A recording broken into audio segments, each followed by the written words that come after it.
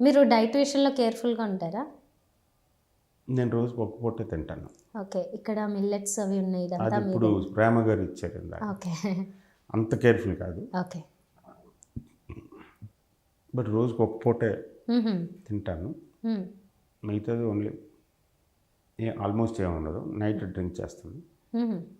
తర్వాత యోగా చేస్తాను మ్. Morning. Morning and evening, ఓహో. ఎప్పుడు టైం దొరికితే అప్పుడు. ఓకే. మ్. ఈ అలవాట్లన్నీ ఎవరి నుంచి నేర్చుకున్నారు? నాకే ఫస్ట్ నుంచి. ఓకే. మ్మ్.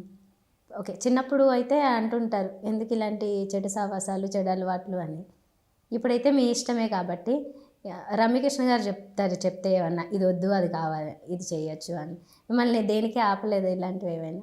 చెప్తూ ఉంటుంది కదా ఆవిడ, వద్దు. ఫుడ్ దగ్గరే చెప్తుంది ఆవిడ. ఆవిడ బ్రహ్మాండమైన న్యూట్రిషనిస్ట్. ఓహో. ఓకే. సో మన ఆవిడ ఏం చెప్పినా బ్లైండ్గా ఫాలో అయిపోతాం. మ్హూ. Okay.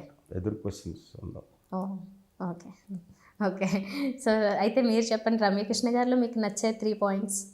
Oh great, not 3 points, hundreds of points. She is an angel. Wow.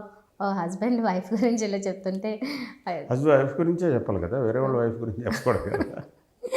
చాలామంది డిఫరెంట్గా అక్కడికి వచ్చేసరికి కంట్రోల్ చేసుకుంటారు యాక్చువల్గా. సో మీ నుంచి నీకు ఓపెన్. పెళ్ళయిందా? అది she is an angel. Okay. Nice. Okay. So Ramyakrishna గారితో మీరు ఇప్పుడు సినిమా చేశారు, నెక్స్ట్ సినిమాల్లో కూడా ఉన్నారా?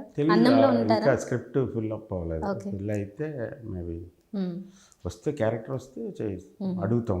ఆవిడకి ఇష్టం ఉంటే, ఆవిడ క్యారెక్టర్ నచ్చితే, డేట్స్ కుదిరితే, యూనివర్స్ పర్మిషన్ ఇస్తే చేస్తాం.